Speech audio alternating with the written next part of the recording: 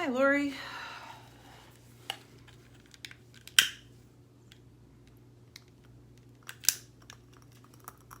How you doing? Hi, Phil Jacobs. Fancy meeting you here.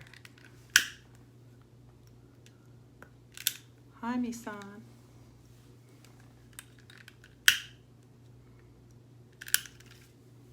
Hey, Wilkie. How's it going? Hi, Kristen. Lighting my candles.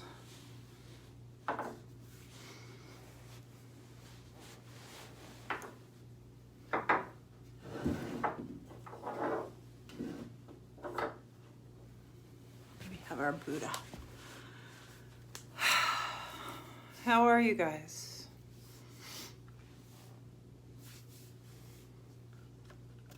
Kind of a wild ride right now, isn't it? It's kind of interesting. Just I scrolled back on my own Facebook feed just to see what date I started this, because for some reason I thought I started it on March 25th, but it turned out it was the 18th. And just scrolling back through, hi Laura, and looking at just like where we were in the world, 2 months and a week ago. So that was like 9 weeks ago or whatever.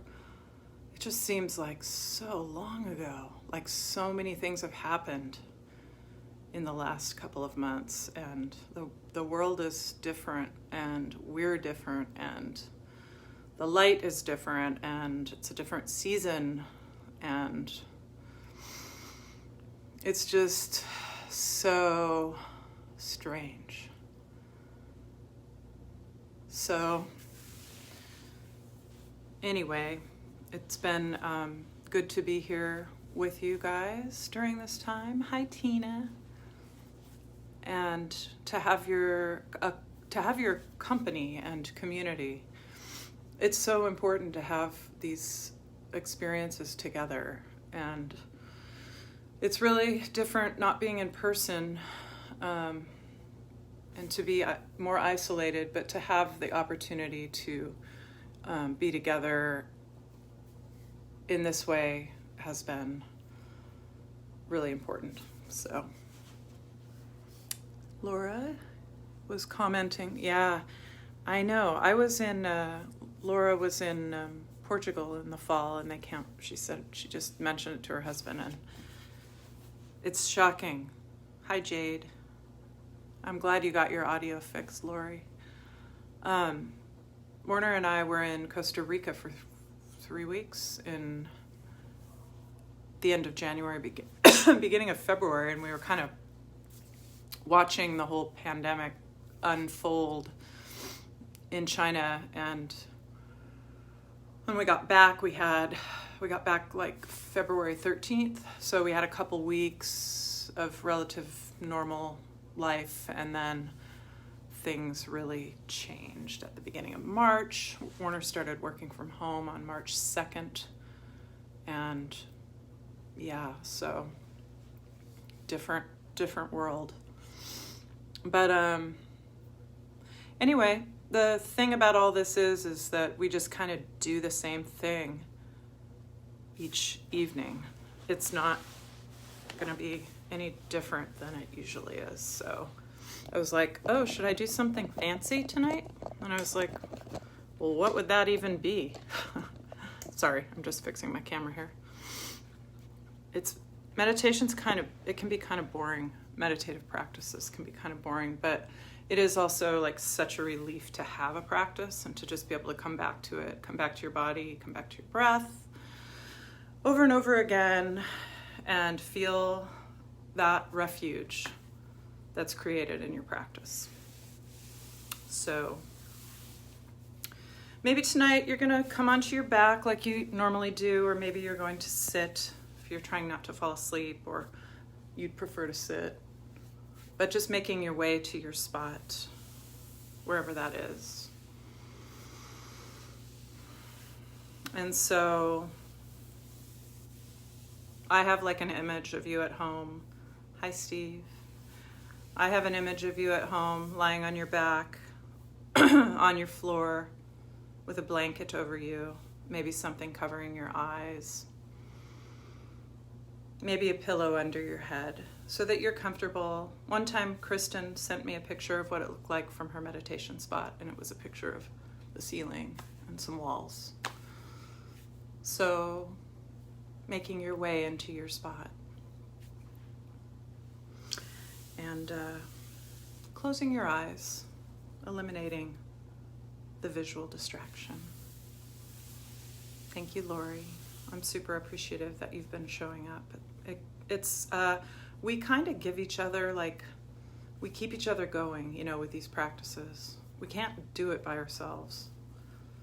And a lot of it is about community. And so having the community part of it taken away by the pandemic has been challenging. So anyway, closing your eyes and allowing yourself to settle back. You're floating in a boat. Are you really, Wilkie? Wilkie lives on a lake, so she might really be floating in a boat. So tonight, especially in light of everything that's going on in the world, I just kind of want to dedicate this practice to the practice of not knowing and relinquishing fixed ideas of ourselves and the world, and of it being okay not to know things and not to know other people's experiences, and in that way to be able to bear witness and to listen. So to listen to others' experiences and to believe them and to not have to know. So bringing your attention immediately to your breath and just witnessing your breath without changing anything. So feeling the breath coming in and out through the nose.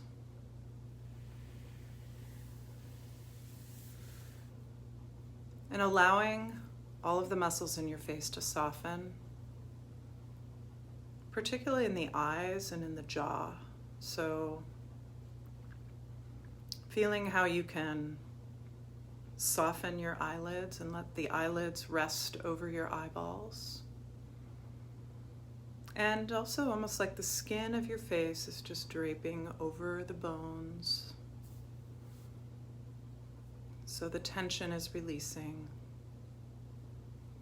And the jaw is just slightly, this lower jaw is just slightly parted from the rest of your skull. You've seen a skeleton before, you know what that looks like. There's a hinge here and the lower jaw moves independently of the rest of the skull. So you could kind of let it just release a little bit. So there's no clenching in your mouth or your teeth.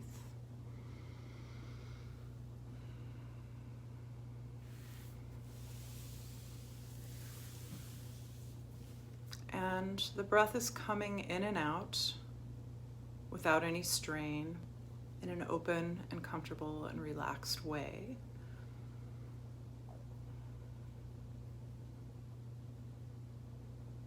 It's just flowing in and out of you. And you can feel how the flow of your breath, now that you're paying more attention to it, is also allowing for your chest and your back to relax against the floor and to soften. You can feel the expansion that occurs with your inhale, not only of your chest, but also in the belly. So you might let that be a little bit more exaggerated in your belly.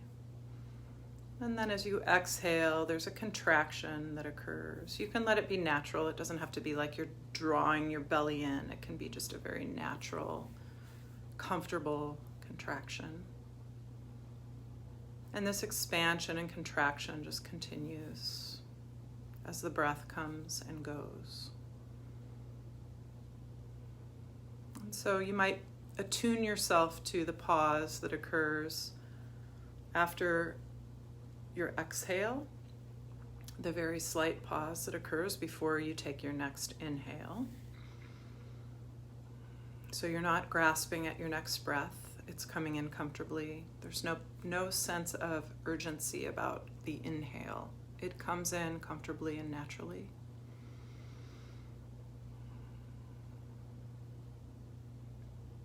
Feeling inside your mouth is softening. The roof of your mouth is doming and maybe widening a little bit. The gums are softening and the tongue going back into the throat. So all the way back, releasing. Feeling the effects of gravity on the smaller parts of your body. So you can feel how your whole body is responding to gravity, is surrendering, and gravity allows you to be held. But you might feel that in your eyes, the eyeballs. You could feel it in your tongue. Your tongue is settling back. Gravity is assisting. So all of the little parts of your body are affected by gravity as well. I'm feeling the arms and the backs of the hands against the floor. Your hands might be slightly curled.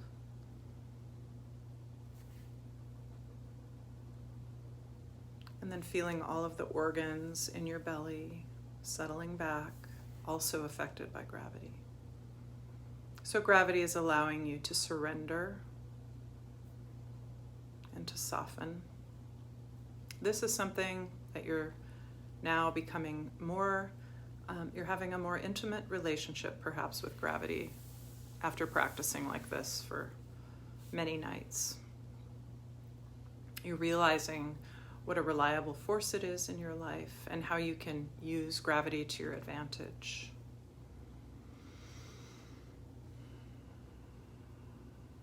To help you settle, to help you relax. So really important, especially in times of chaos and emotional complexity and heightened this sense of heightened stress and chaos and violence in the world. Overlaid over a lot of upswelling of desire for change and for new ways of being in the world. But that overlay, we have to take a break from it, that stress. Whether it's just looking at it on TV or looking at it on our computer screen or our phone screen or being involved in it directly, we have to take a break so that we can regroup, so that we can be more skillful in our words and actions. So in a sense, your practice, your mindfulness practice, is a practice of embodied rebellion in itself, because it allows for greater intentionality, greater awareness and consciousness, not only of yourself, but of the way you are in the world, greater effectiveness, potentially, more creativity in the way that you respond to things. So the anger is an initiative force. It's a powerful force of momentum. It's totally reasonable, but it's not really sustainable. We have to recharge ourselves. We have to find this calm place to be in our bodies. We have to come back home to the refuge of our breath and our body so that we can be effective.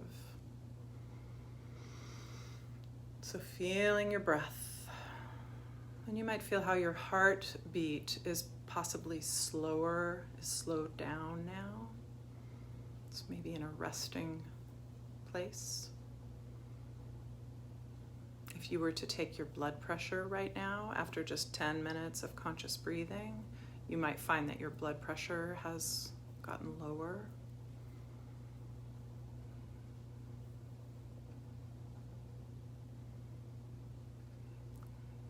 So feeling the back of your body making contact with the surface that you're on. And letting it be very heavy, like experiencing the full weight of your body.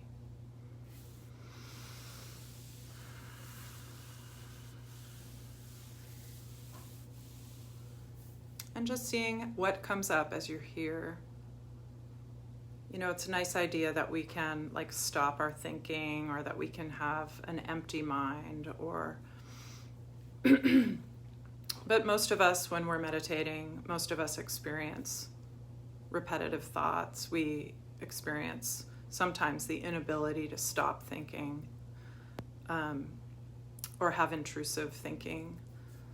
But we have just a little bit more space to be able to witness that. So to bear witness to ourselves. And with that little space, we can start to see things more clearly. So you might be noticing that thoughts are arising as you're here. Some of them may feel intrusive, or may feel really irritating, agitating even. So just noticing them and staying with it, just staying with the breath. You can come right back to the breath, to the sensation of the breath coming in and out through your nose, to the feeling of your body, to the actual physical reality of your body. So feeling, once again, the heaviness and the softness of your physical body.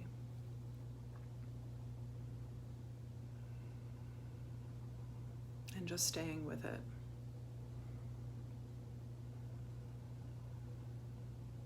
So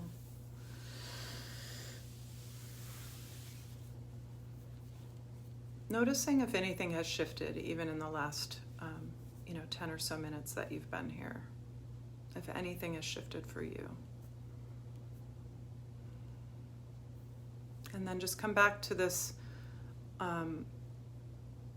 ongoing work of loosening and softening and grounding yourself. So you might notice that the thoughts can bring up more tension, or more habitual clenching or holding in your muscles. But now you're more relaxed, so you might be able to see that happen. You might be able to feel where it's happening in your body, to feel resistance, and to let it go. So just let it go over and over again, as many times as you need to. It's like when you're trying to balance, when you're standing on one foot, and that doesn't happen without wobbling and without falling out of the posture, and without having to come back in, and without shaking and all of those things. It's part of the process. It's not a clear, straight line to being perfectly balanced. And balancing is reaching out in all directions.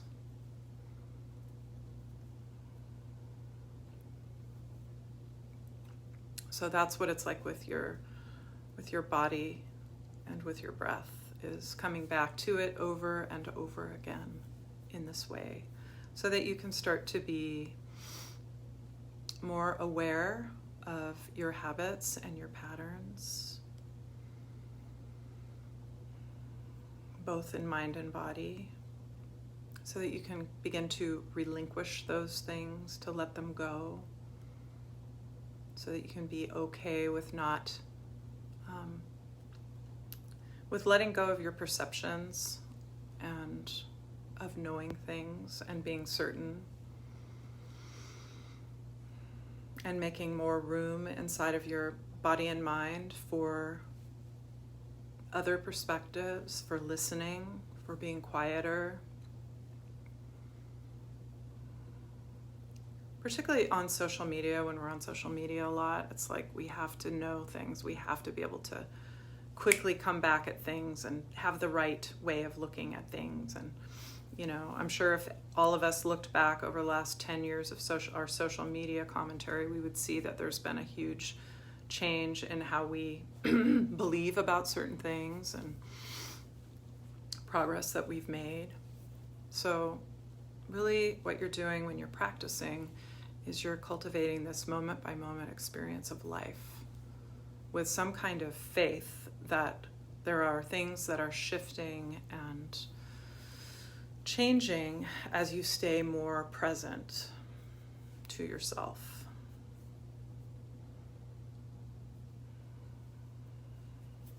Bearing witness. And then ultimately, in the practice of not knowing and of bearing witness, then you can take loving action, compassionate action, wiser actions as you continue to cultivate beneficial mind states for yourself and to abandon mind states that are not beneficial and not useful and not helpful by practicing bearing witness to yourself in an embodied way, in a moment by moment embodied way.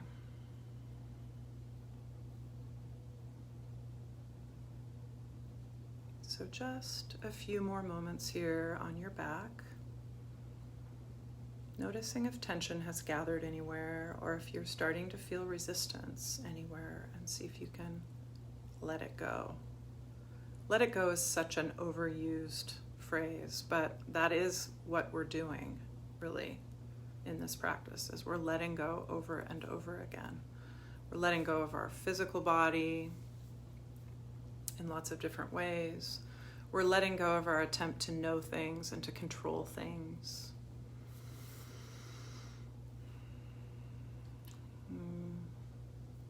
We're bearing witness.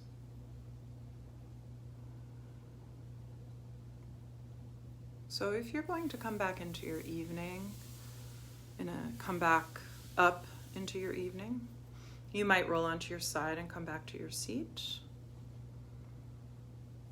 and find your long spine and take a couple of breaths here in your seated position, or you can stay on your back, of course.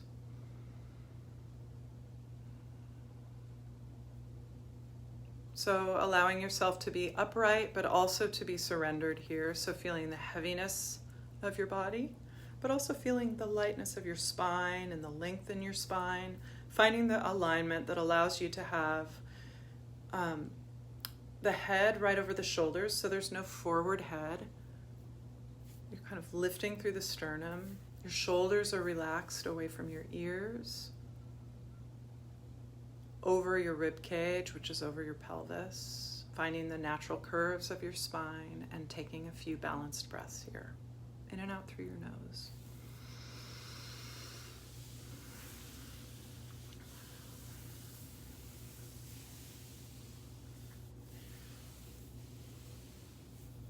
And then you might bring your hands together at your heart. You could gently press your palms together, and this is called Anjali Mudra. And you could bow your head to your own practice, to your own inner teacher, your higher self or your higher power. Namaste. The light in me acknowledges the light in you. So I'll be back next Sunday evening at 9 o'clock, and it has been such a pleasure to be with you during this time. Namaste.